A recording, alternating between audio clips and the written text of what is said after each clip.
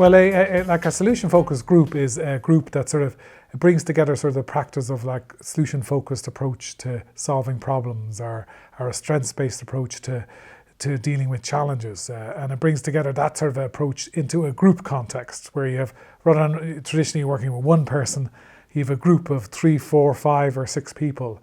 And the real power of the approach is actually bringing together the group dynamics of people working together around a shared goal, using their collective strengths to support one another.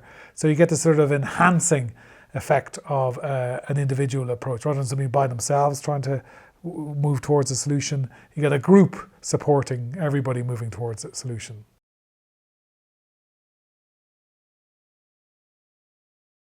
Well, there's enormous benefits to a group work approach in itself, particularly in a solution-focused context.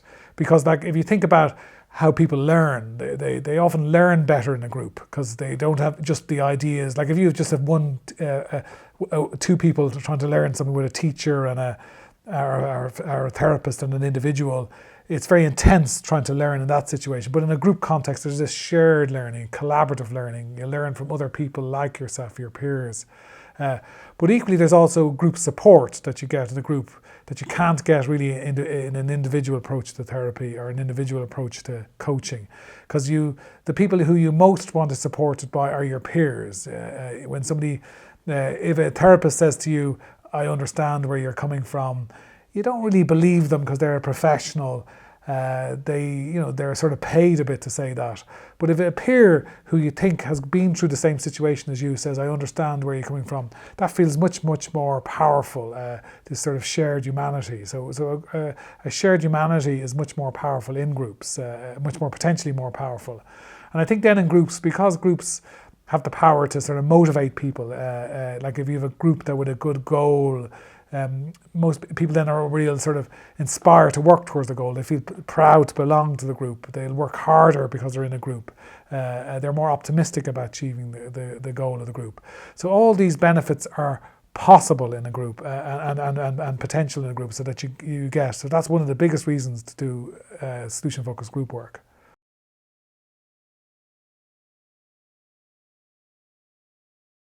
The important point when I talk about the benefits of group work, it's important that they're only potential benefits. And actually groups can become dysfunctional and negative, in fact. So instead of a group being supportive, you can go to a group and feel isolated, scapegoated, or you can say something personal, and rather than being supported, you can feel judged for what you said. So groups can be negative experiences for people. Equally, in learning context, groups can not learn good things in a group. So if you there's genuine concern about running groups in certain contexts, like say people who have serious problems like drug problems or problems like anorexia, that in the group context they don't learn how to recover from the problem, but they learn how to do better versions of the problem, or more better ways to source drugs, or better ways almost to be involved in anorexia, or new ways or new websites. So there are dangers attached to group work. This is very important to say. So the challenge of a solution-focused group is to activate the potential therapeutic factors. So you want the group to become supportive and not isolating. You want the group to become learning about recovery and moving towards goals and solutions rather than learning about better or more destructive versions of the problem. You want a group to help people feel optimistic and hopeful rather than more despairing, in fact, in a group. And you want also in a group help people to feel more empowered, that they can take active thing rather than disempowered. So the challenge, the real skill of a solution-focused group work is to activate the therapeutic factors positively and constructively in the service of positive change.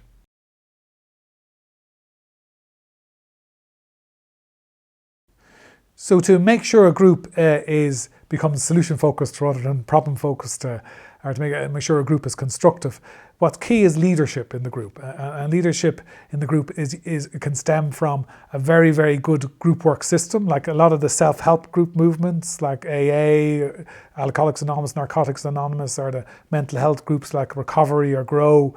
All have very, very good structures to ensure their groups are supportive and strengths-based. Structures in terms of a leader, how they structure their groups to ensure good positive group factors are activated. And in professional groups, you need a good leader who'll make sure that actually the groups are communicating positively, that they're focused on a goal that people are working towards, a leader who's able to intervene if things are getting negative or out of kilter, who'll stop the group or encouraging a more positive dynamic. So what's key in making groups work is good leadership.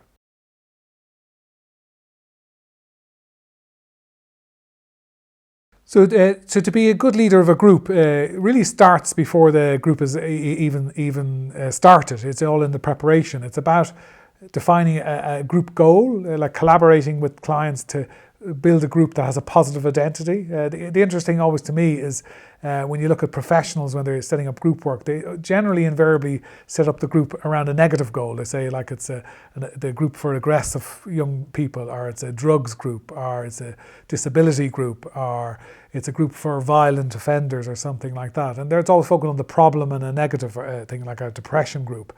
But when you ask clients, or when you move it to a solution, you move them to more of a positive, inspiring orientation in the group. It's a recovery group. It's a health group. It's a group for relaxation. It's a group for abilities. It's a group that, so you want to build a culture of a group that people want to join, that inspires the best of people. So that's a key part of leadership, is leading to create a good group identity that people want to participate in. The second thing a leader does is actually also encourage the right membership of the group, so that they have people who are ready, who are willing and to agree to the goal and able to participate in the goal that's there. And also a leader has to also be active in the group, so that to make sure that encouraging supportive comments, encouraging people to, rather than being critical of each other, the group leader encourages people to be encouraging of each other, and asks very subtle question strategies about like, what does it say about John that he was able to be so successful there? So you're encouraging constructive feedback between groups, group members and so forth. So it's quite subtle leadership, but quite active leadership.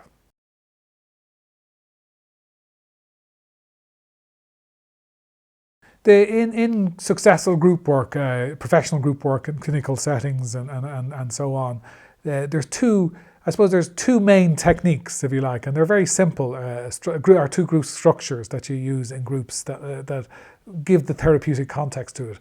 And one is the group round, and the group round is where everybody gets a chance to speak.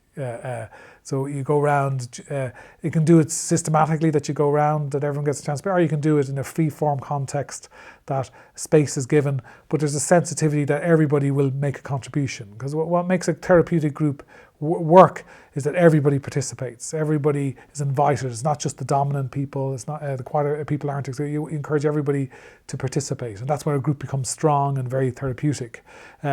And a second group structure that's very helpful is the small group exercise.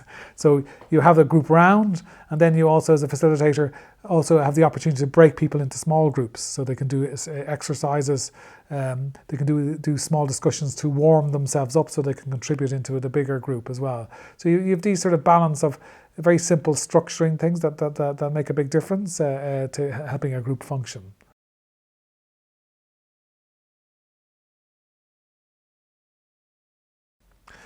Yeah, when I supervise and train people running groups, and the things that they find difficult when they get started in group work are actually very common. Is always remarkable to me. When people come back to me, they're starting to run a group and they're finding it difficult. And the most common difficulties, they say somebody's dominating the group, that somebody's talking too much in the group, and they're finding that hard to manage. And the equivalent problem as well, or the same problem as the other side of the coin, is that other people are quieter in the group. So it's the same issue. And there's other particular challenge, like people challenging the group facilitator, or battles over authority. But the primary one is managing the time in the group and ensuring it is equitable. And very simple skills are needed to manage those sort of things, but they're different than individual work. That's the important thing. In individual work, people are used to, there's only one person they're listening to, one person they're concerned about their needs. But in a group, you have to listen to the whole group. So a big thing is that you're not just talking to one person, you're listening to everyone. So the most important skill is to be able to scan, to include everybody. When people bring the challenge of, say, somebody's talking too much, I usually ask them to say, show me a video of what's going on. And I look at the video and it's always the same. I look at the video and say, that person's talking too much because you're looking at them too much. So the facilitator inadvertently is reinforcing the person's contributing too much to the group.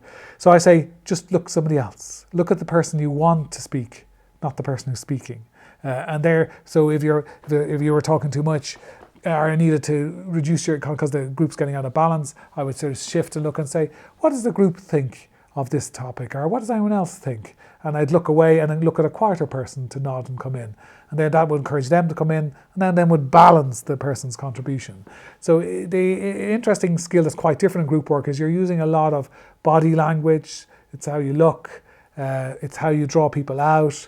That is very different than in individual work. I think that's the skill people have to learn, that it's more of a the metaphor I often use is group work is a bit like conducting an orchestra. If you see the conductor of an orchestra, he's got a big ensemble of lots of musicians in front of him, and he has to bring them all into harmony. So if there's a bit too much bassoon, he'll say, enough bassoon, I want a bit more violin, or there's too much cello, let's drop that down and bring somebody else in. So he's conducting and bringing people in. So in a way, you're trying to conduct the group so that everyone can contribute, everyone gets listened to, everyone supports one another. And then you get this very, very harmonious, supportive group culture that's everyone in the group will feel supported and everyone will feel affirmed. Therefore, everybody's working towards their goals, and your facilitation is contributing that, or you're making the orchestra work in harmony.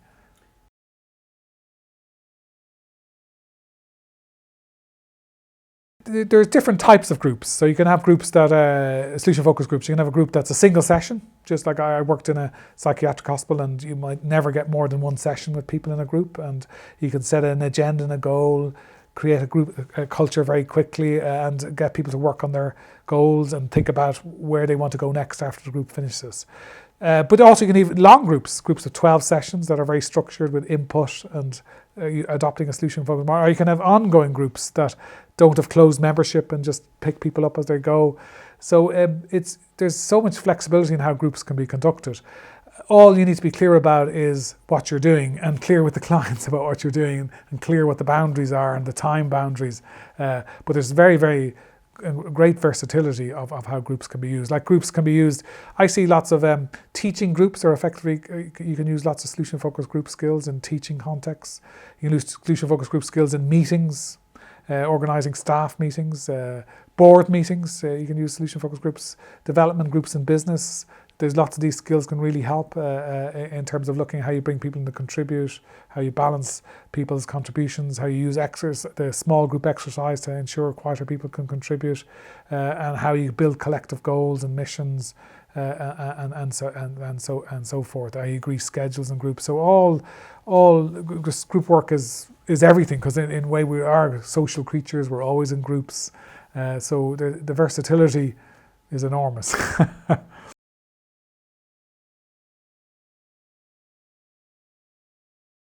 Yeah, groups are very much underutilized in mental health, professional services. When you go to see a psychologist, you always get an individual assessment. It's all very individually focused, and also you get often these multidisciplinary teams, and they all do an individual session. They all in that way, and in a way they're missing so many of the potential benefits of groups. It's a bit of a tragedy, because like if you're attending a mental health services, you feel anxious, you feel there's something wrong with you. And seeing a psychiatrist or psychologist only reinforces that individually. But if you met a group that's vibrant, that has people who've recovered from their problems, people who are happy and have problems that's similar to you, then that's really inspiring to you. You learn so much more. You feel so much more liberated. So group work has so much potential in those services. So it's a bit of a tragedy that isn't there. That's not to say it replaces individual work in any way. I'm not saying that at all. In fact, the best groups require individual work to set them up correctly. When I run a group with people, I always meet them individually first. I might even meet them a few times individually first, both to make sure that this group is right for them, to build a connection with them, to refer them to other services if need be, and prepare them for group membership, so that when the group starts, they're tip-top and ready to go. So often people with significant difficult mental health need some individual support to get to a group, and also sometimes need individual support to keep in a group, because very often people are attending a group and they might be struggling in the group, and you might make an individual session, a telephone call to keep them boosted and keep in the group, so to speak. So it's not individual good, individual bad, group good. It's actually both are needed. They work in parallel. But certainly, if you don't have any groups, you're missing a hit in your service. I'm such a passionate believer in the power of group work. It's also easier for yourself as a therapist, group work. That's the other thing I find, that if I am seeing 10 depressed people 1 hour after another, that is utterly exhausting and draining if their effect is of depression. Or if I'm meeting 10 parents who are distressed at the behavioural problems of their children one after another, that's wearing on me to try to keep an optimism and a listening stance. If I put them all in together in a group, put a little bit of good structure in that, encourage the group culture, they do all the work. They inspire each other, they support each other, they come up with solutions for each other, they work hard for each other. And I am just a witness and facilitator, and really I'm just a privileged hoster of their groups. So it's a fantastic, I suppose, a privilege to be in that group. But I find it's much easier for me as a therapist as well. I can help many more people with less effort and with much more effectiveness.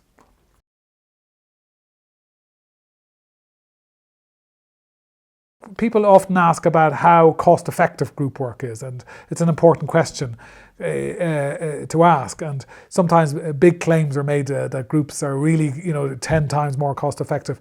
They're not 10 times more cost-effective, because actually groups do require a lot more time to set up, a lot more time. Like a good group with, say, 8 or 9 patients or clients would require 2 co-facilitators. It's a couple of hours. It requires a bit of preparation time, good follow-up and planning. So when they carefully study time, like a group could take nearly a whole day to do really well, if they're new to it, or possibly less. But so if you carefully look at the time, all the time put in, and there's 2 co-facilitators, it's about twice as cost-effective as individual work than doing the same thing as alone. So it's definitely more cost-effective than individual work when it's set up right.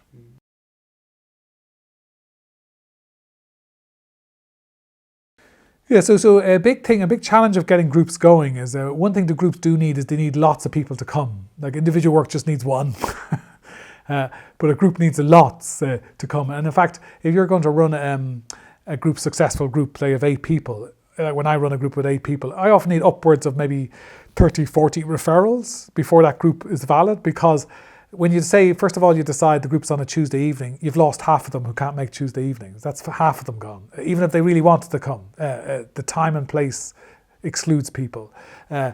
Then once you have that, then some people, you distill them and meet them, it's just not going to work for them. Are they going to work with them? So you need a big numbers to get a viable group going. That's a brilliant thing as well, because when people say, oh, we've terrible long waiting lists, there's so much mental health problems. From a group worker perspective, fantastic. There's so many people who want help. I love that. So if I have 100 referrals, brilliant, I can do 3 groups and I can populate them. I can run them at different times and I can get loads of people in. So groups love numbers.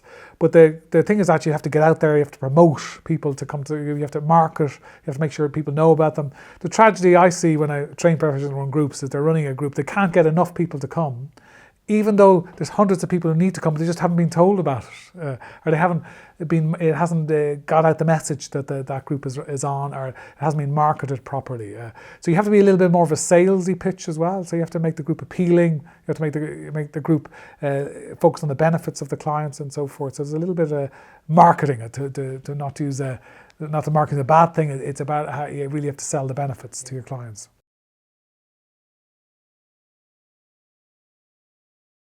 I love teaching group work to professionals. As I say, I'm a big exponent. I try to encourage as many people to run groups as possible for their benefits and the benefits of clients. And what I've discovered as well is people need teaching and support to run groups. It's not straightforward.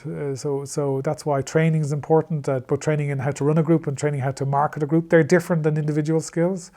And then once they start running a group, they need post-training, because they'll start hitting the difficult problems. They'll hit group challenges and they'll be freaked out by that. What the hell happened there? Or somebody's talking too much and I don't know how to handle that. And usually that's best. The best support is doing that when it's happening with a supervisor or with somebody who looked through a video of their group work, or when they're you can't really learn that before you're in the experience of the group. So after the training, when you're in the middle of the thing, that's when you learn the most with a good support or supervisor or a trainer.